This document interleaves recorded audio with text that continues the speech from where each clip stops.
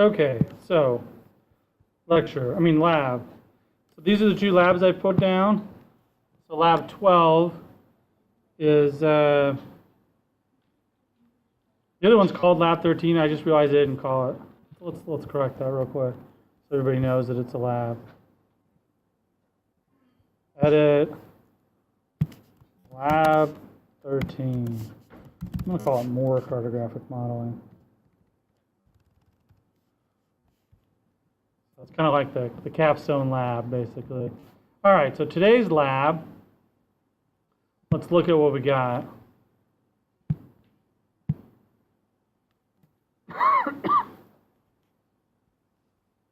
Okay, so today's lab is pretty much still a cookbook style. But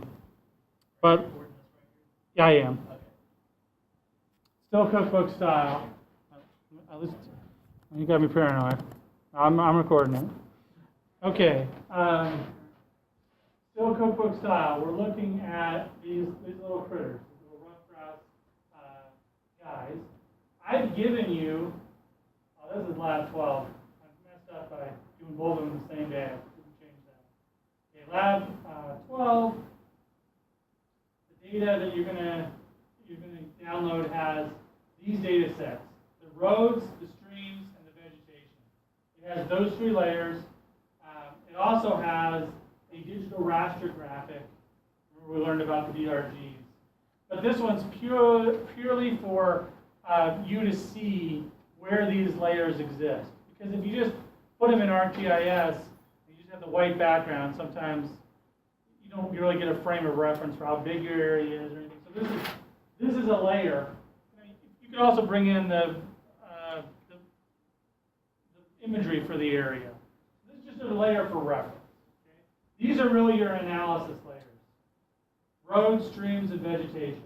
You're going to produce a map of this protected area. It's called the Close Forestry Center, this protected area, with areas identified of high quality ruffed grouse habitat. Where's the best areas for those guys within that forestry center to live? So here are the general criteria. Okay, kind of like what we went over in the lecture. These are the general criteria. They're kind of getting pretty specific here too. One thing that they need to have is that they have to have brushy areas and young aspen stands. These are areas where there's a fair bit of undergrowth, okay, so they get cover and summer food. So here we want to select aspen stands that are less than 19 to 34 years old, because if they get older, they're actually more clear understory. Okay, so they need to be in that range. They also then need nearby, this is important, but nearby they also need to have mature aspen stands with an understory of hazel or ironwood that provide food in the fall. Okay? So they need to have an area where there's some young aspen stands and some mature aspen stands right next to each other. And we're going to select aspen stands that are older than 34 years. So they need this and this near each other. They need dense sapling aspen stands to provide cover. So those are stands 18 years or older. So another way to say this, a simpler way to say this, is we need an area where there's lots of different ages of aspen stands nearby each other. So we're looking for the overlay between established aspen stands, young aspen stands, and very young aspen stands. Okay? That's what we're looking for. We do not want areas that are near tall conifer trees, because tall pine trees, they're perfect habitats for raptors. So we want areas that are far away from tall conifer stands. So we do not want to be near tall conifers. So we need to be near different types of aspens and far away from conifers. That's what we need to find out. Okay? So, I just said this, but You want areas that are near all three types of aspen birch ages. So it's an and combination. It's near this and this and this. It's more limiting. If it was an or combination, you could say it's near old aspens or close to to young aspens. That's an or. And then that area would be relatively large. If it's near old aspens and near young aspens, that area is the intersection. Think of that as the intersection of the two. Okay? Or it's more like union, both areas. So we want to select stands that meet both criteria and buffering around those stands. So an overlay of the various criteria buffers are used to identify the suitable ruffed grouse habitat. So these are the processing steps. We take the vegetation layer, and the first thing that we want to do is identify the aspen or birch stands in the CFC, the Cloquet Forestry Center. Okay? Basically, this one has you refer back to previous labs, but it's very similar to the method that we talked about earlier, that you talked about, where basically what we're going to do is find areas that are using the select by attributes, find areas that meet the criteria, and then by exporting those out and calling those young aspen stands and so on. Okay? So one thing that we want to do is this data is kind of old, already almost 11 years old. Assume that you're doing this in the year 2006, which is the year the data was produced. Okay, techniques still apply, but it's older data.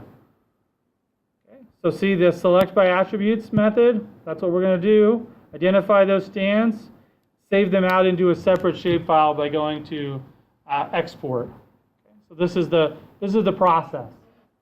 So it does say to refer back to the previous labs, but then it actually talks about how to do it. So out of the 506 vegetation records, 111 are aspen. So they need to be aspen or birch. Then you want to get the young, less than 18 years from today's year being 2006, back through 1988. Let's look at this data real quick and see what we would do.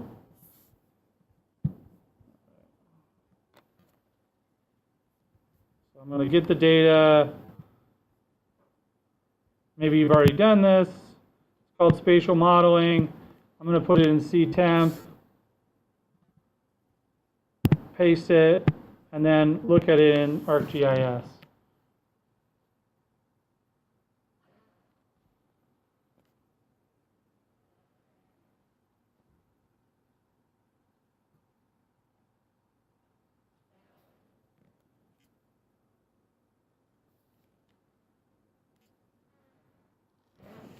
ArcGIS taking a second to come up here.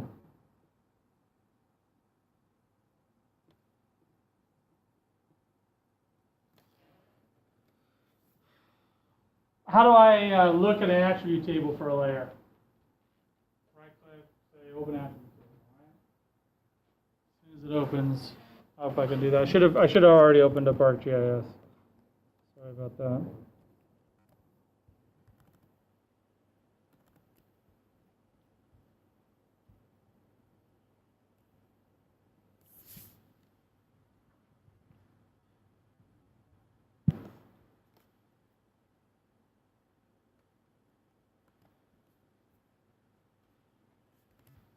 Okay, there we go. So the vegetation layer, actually, I'm just going to go ahead and add them all three right now, so I don't have to re-add them later. CTemp, spatial modeling is where I put it. And I'll just add everything. Actually, I'm not going to add that.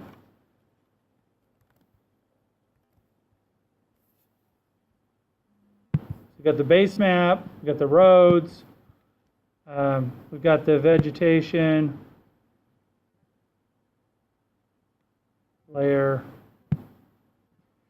We're going to right click. Something's going on with my computer going really, really slow. Right click on there, on the cold cut vegetation.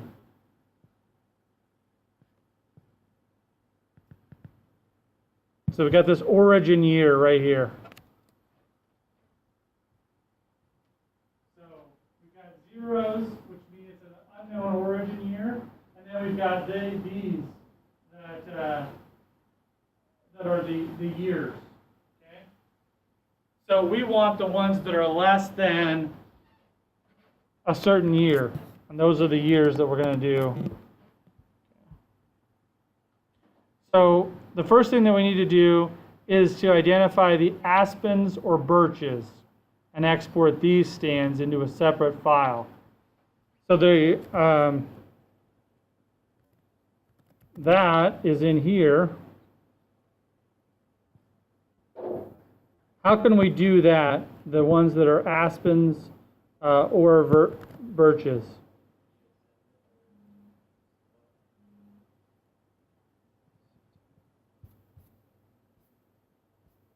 The C type.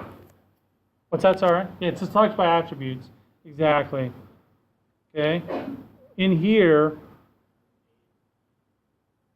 A is aspen and B is birch. Okay. So how do we do that? Well, we've got the C type. You said select by attributes. So to get the aspens and birch layer, we go to select by attributes. So somebody give me a selection that will give me the A's, the right thing. We want both the A's and the B's. C type.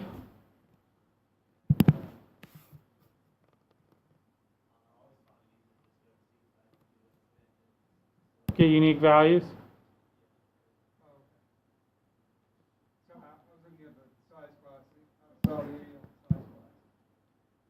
Oh, sorry, yeah, this is the C type.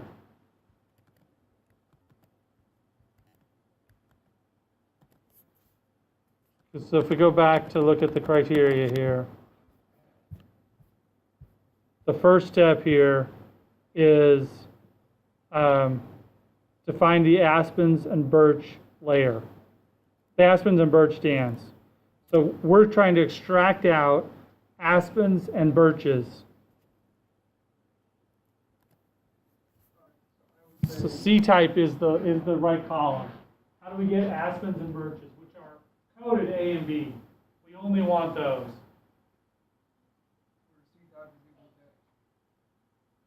Okay, so C type, we're going to have an and in there. We want both, aspen and birch. It's actually a little bit tricky. I avoided saying the word and before because it is tricky. If I say that it has to equal A and B, are any of them going to get selected? No. Right. We do want both A and B, but in order to get that, we actually have to use the word or. A or B to get all of them. Okay, anyway, sorry. Well, I think you also say where C type is less than or equal to A, and less than or equal to B, you'll get both of them, or? Yeah, but you might get the empty quotes, the ones that aren't in any category, because there are some that don't have a category. Okay. But if there weren't any of those, you could do that. So he was saying you could do just less than C, right? That would give it. Yeah, that'd be a kind of tricky way to do it, but you could do it. So something like this is what we need.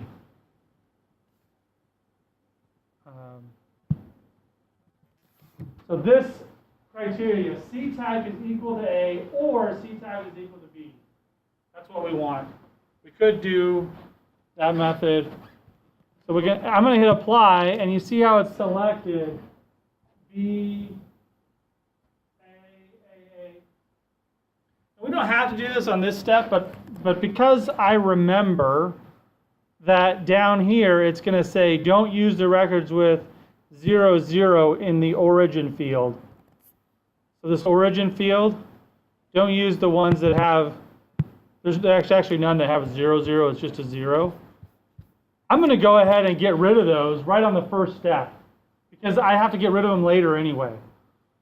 So how could I, right in the first step, get rid of those? Can you think of a way? Back from when we started making SQL statements? I'm going to give you a hint. Let's think about this word right here, not. Or, there's another way to do it. We could say, we could put an and right here and say, and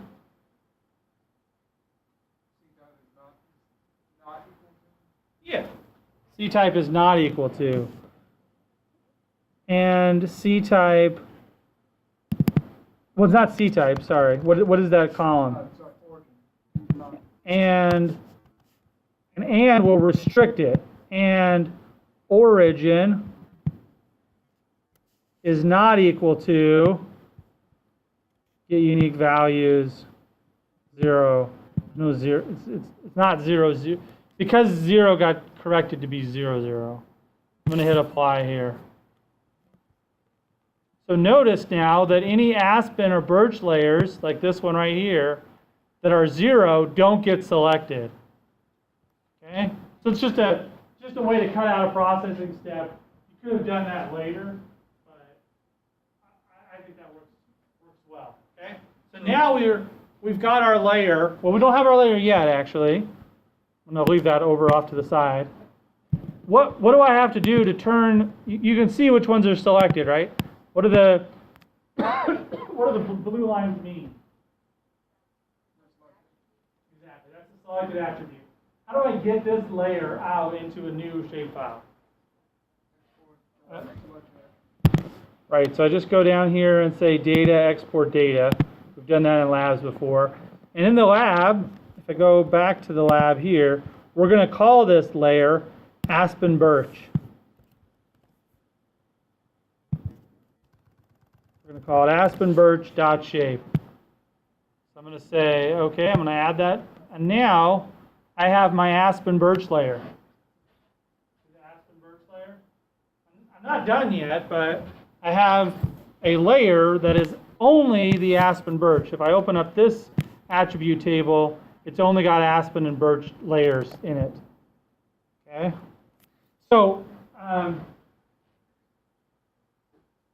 this number is now a little bit off because I did this step down here already. Okay?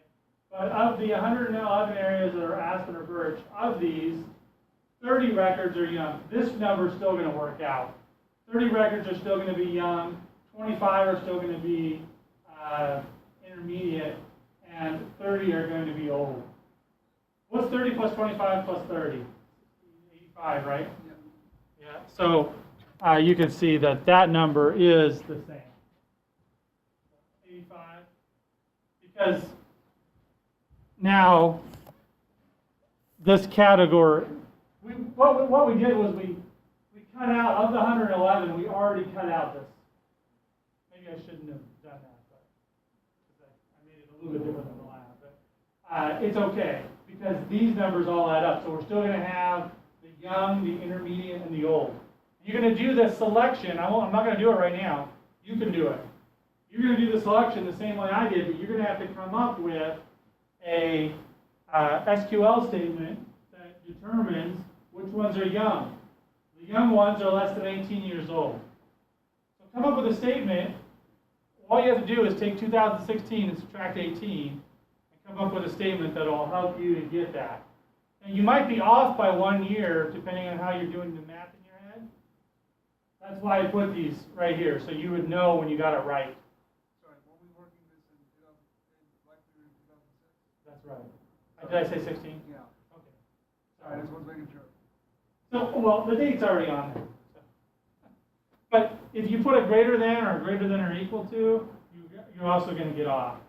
So just make sure that 1988 is the year that's 18 years from 2006. But make sure that your equal then sign is right, or greater than sign is right, so that you get 30 records. Another way of doing that is just be making another column saying the rest of this, information that is from, basically just trying to say it goes into the date from minus 2006 minus whatever date was put on there. Or, Yeah.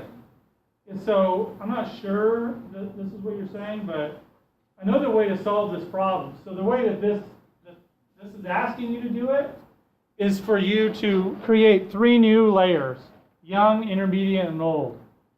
And I think maybe what you're saying is we could just create another column that was young, intermediate, and old, and do a reclassify, right?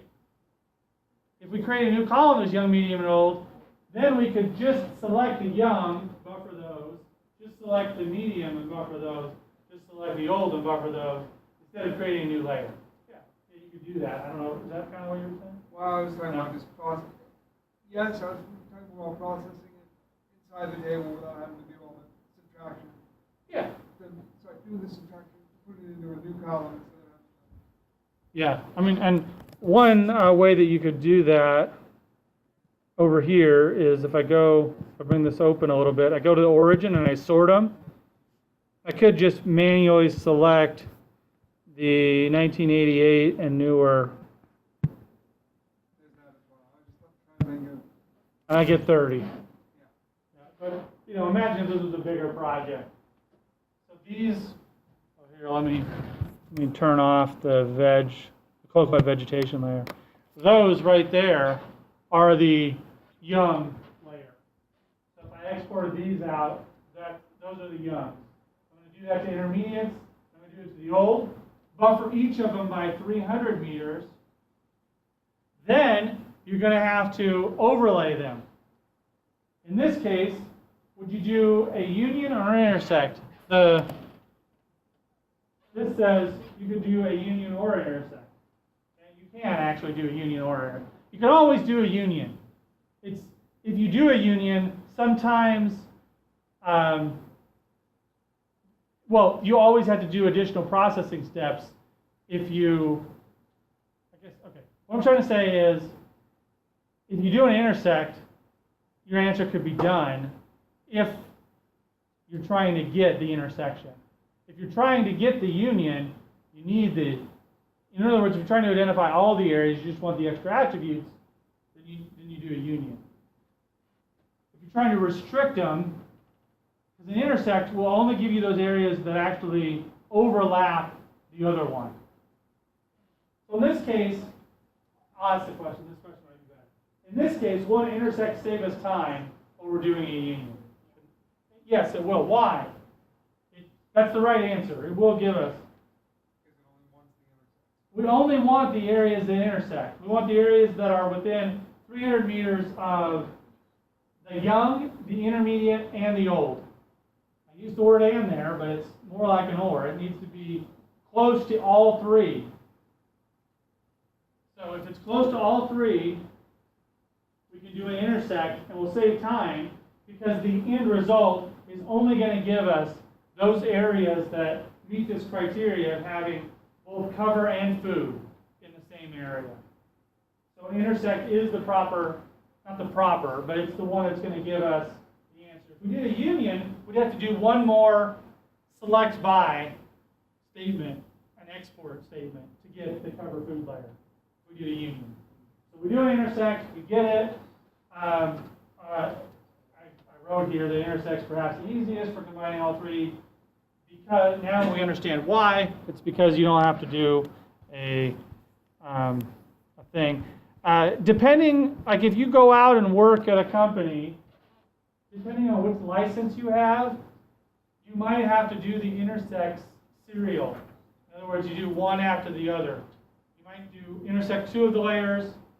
If you have a full license for ArcGIS, you can put multiple data sets in and do a single intersect.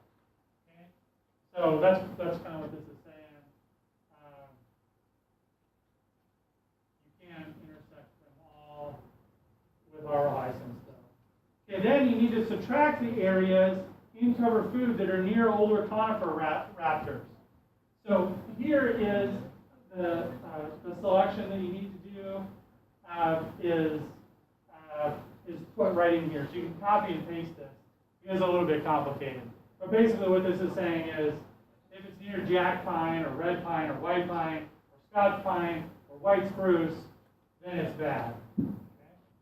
So first you select out those, then you select the records that are the origins older than 1901. So very old conifer trees, we're assuming that they're really tall by that point. Okay? So you need to do that. You should have 21 of those records. And remember that it has to meet both of these criteria. It needs to be a conifer and it needs to be really tall. And then you'll get 21 records. And then you need to do an erase. Again, you could do a union and then a select, but an erase is a shortcut, basically. Okay. Oh, yeah, sorry. You need to do the buffer because you don't want them to be anywhere near those trees, within 50 meters of those type of trees. Thank you. Okay, so then you do the erase.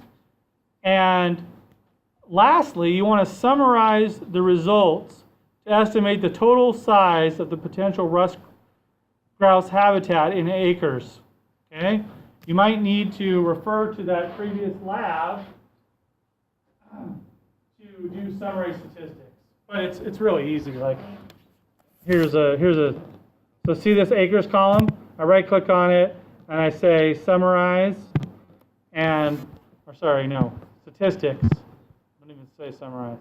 Statistics, and I can get the sum of that column. So right now I'm getting the total number of acres in this column. So you just need to do that in your final one. Now, you'll have to actually recalculate the acres or the hectares, well, it's hectares, right? You have to recalculate that column because, I'm just going to draw this real quick.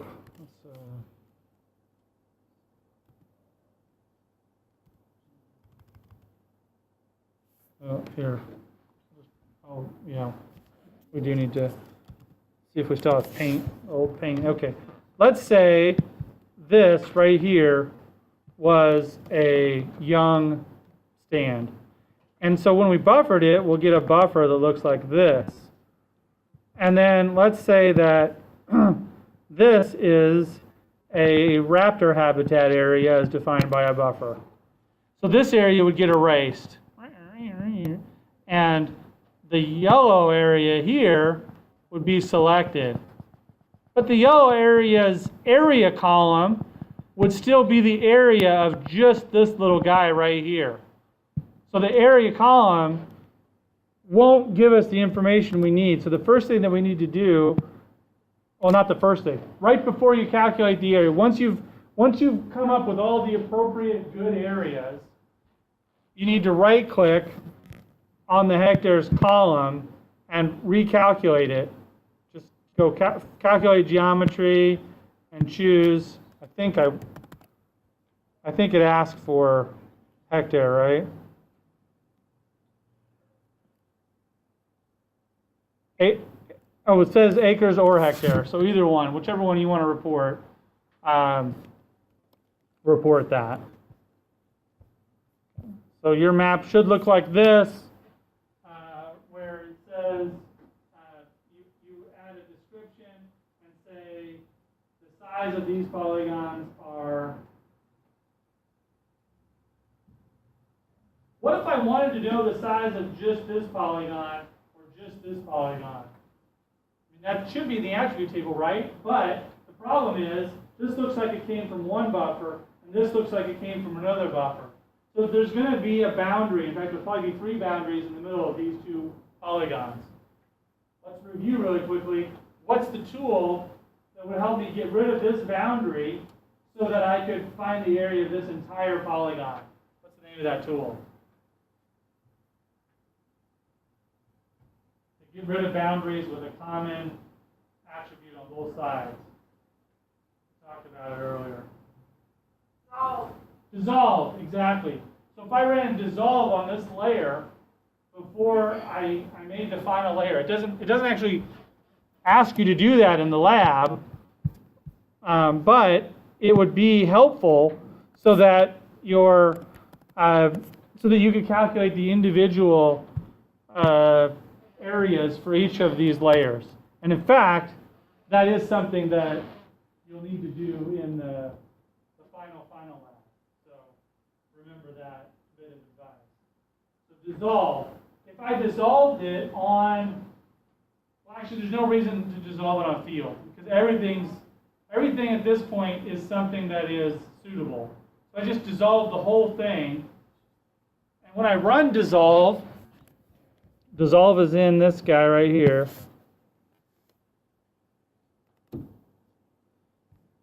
In the analysis tools,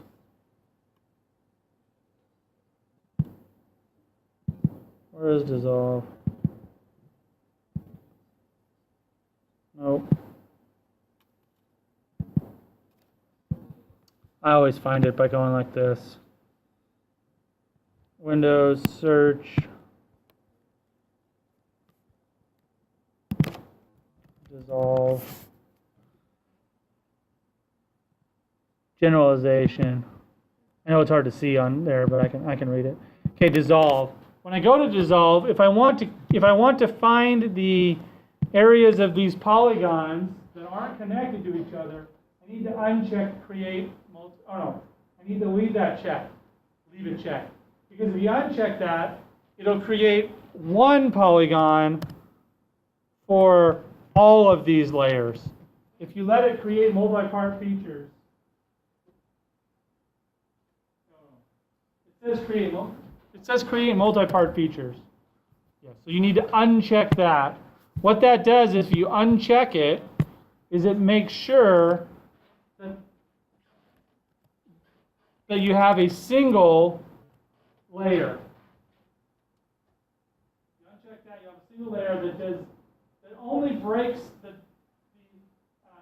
polygons where they share a common boundary. So in other words, these two won't become a single polygon. Only the areas where there would be a break will become a layer. All right, that's not so important for this lab, but it is one of the questions in the final lab. Let's bring that up real quick and talk about that one as well. And we'll also talk about it next week. I'll just kind of introduce it today. We'll talk about it next week when we meet because the lecture for next week and the test session won't be the whole time. Yeah. Sure.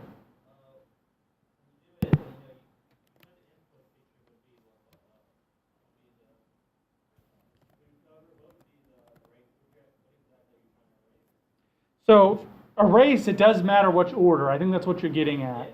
Yeah. Okay. So let's bring it up here real quick because it always helps to look at the help.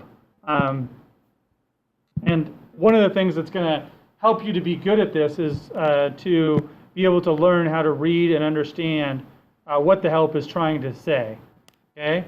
So I know it's really small. Oh, I can make it bigger. Good. Okay. So when you run this tool, here's the tool right here. It asks for an input feature and an erase feature. And then this is the output that, remember, most of these tools don't modify your data in place. They create a new data set that has the result. And that's good because you want to, sometimes you're like, oh, I didn't do it quite right. You can rerun it. If it modified your data in place, that would be bad. So the output feature class is the new data set it's creating. There's only two inputs. So the input feature, correctly, you were saying should be the cover food. That's correct, right? The erase feature are the feature where it's going to remove those areas that are bad, that don't meet some criteria, that exclude that. So in this case, what would the erase feature be? It's the raptor layer, the one where it has tall pines and it's within, what, 30 or 40, what would the buffer say, 50 even maybe? What'd the buffer say? Oops, that's not it. Where is my Word document? Did I close it? I might have closed it. I did close it. What, does anybody have that up still? What's the buffer for the pine trees? 50. Okay. So you buffer your pine trees 50, out to 50 meters, and you use that as the erase feature. So if you can imagine, if these are all the good areas for cover food, and these are this represents a buffer from it's a square, so it can't be a buffer, but this represents a buffer for the raptor habitat. You're taking that and you're removing it out of the picture. You're erasing it. So only these areas here are now valid for rough grouse. This is no longer valid for rough grouse. So that's the erase tool. It's taking away that 50-meter buffer. If you did it in reverse, if you put the cover food here and erased from the raptor areas those areas that were cover food, you'd be getting all the places where the raptors were hungry, I guess. It's the question you'd be asked. The answer to the question where you'd be answering. Where the raptors don't see any rough grouse because there's not even any valid habitat nearby. Anyway, so that's the answer to that question. All right. So here is the final lab, and this one does not have any real textbook. It's only a few pages long. It does have kind of like what the results need to be, and we'll talk about this. But this is our idea. This is very similar, actually, to the final project that I did for the first GIS class I took. We're going to identify suitable habitat or suitable place for a park. In my first GIS class, we actually did it like right in the city we were in, and we drove around and marked parcels on a thing that were open, and then we did. There's a little bit more involved, but it's very similar. So we've got our park development. We'll be working with data from the St. Croix area. Your job is to identify areas suitable for 100-hectare park. One of the criteria is that it has to be 100 hectare in order for it to be a suitable park. That's right here. Individual polygons must be larger than 100 hectare. We're going to apply that last. So it has to be built on private land in Minnesota. So the first thing is that you'll have a layer, and you have to extract just the private land. Then you'll have slope. The slope has to be less than or equal to 3 degrees. So you won't have slope. You'll start with elevation, and you'll create slope. So go back to your previous labs, create slope. Then you'll have to reclassify that so that you only have slopes that are less than 3 degrees or more than 3 degrees. This one might be the hardest one of the criteria to get because we didn't practice this as much. And you also have to do a raster to vector conversion. You have to convert those data. And we might not have done that at all. But that is under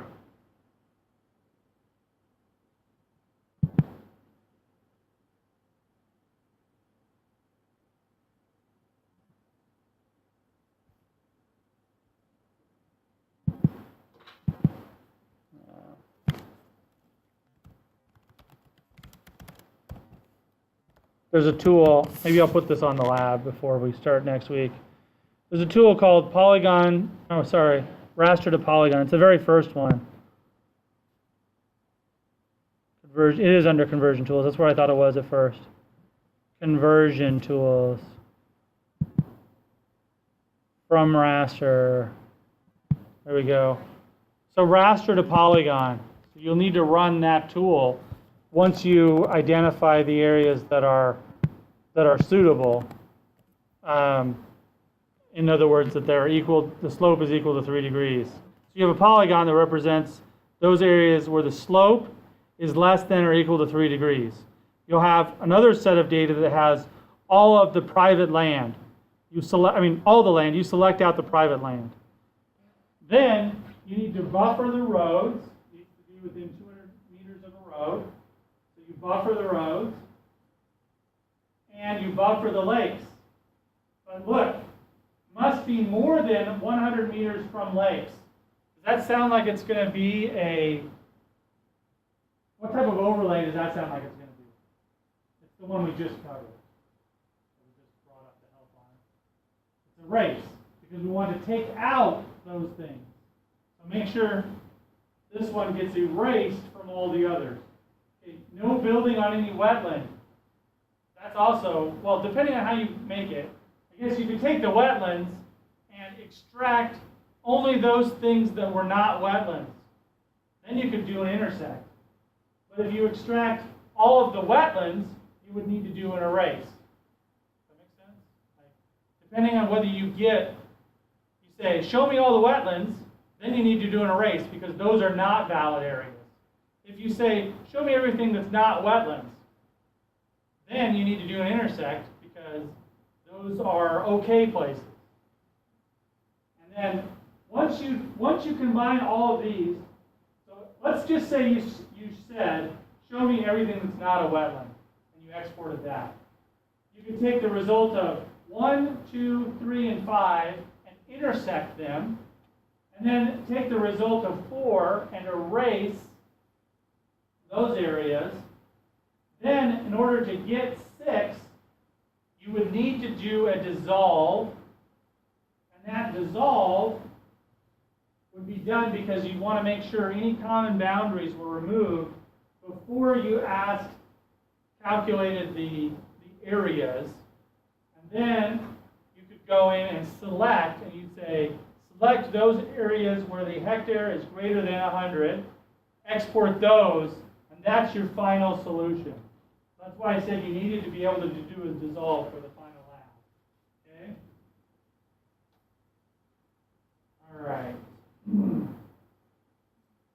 And then you would be done. And so what do you need as these basically just describe the input layers. We'll talk about that a little bit more next week.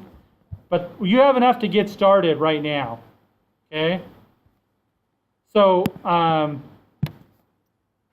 this does tell you that the dissolve is required to complete the last step.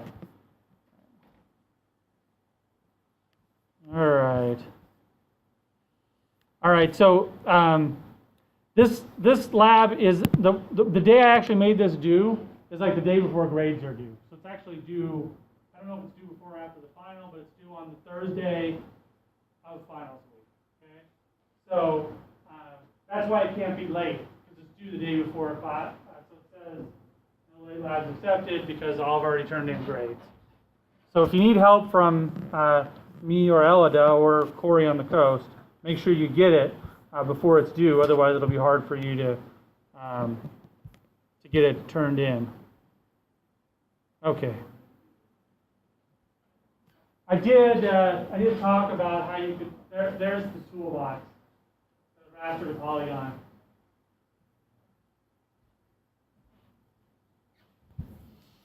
All right.